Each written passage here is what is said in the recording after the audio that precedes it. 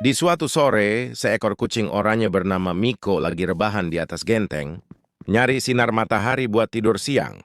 Tapi lu tahu nggak sih, pas Miko ngejilat bulunya pelan-pelan, dia lagi ngelakuin hal super keren yang nggak semua orang sadar. Kucing itu salah satu hewan paling bersih di dunia. Serius, mereka bisa ngabisin setengah waktunya cuma buat grooming alias bersihin diri. Jadi kalau lo ngira kucing males, salah banget, mereka tuh self-care addict versi hewan. Pas angin sore berhembus, Miko dengar suara burung dan refleks langsung nengok tajam. Nah, ini juga fakta menarik.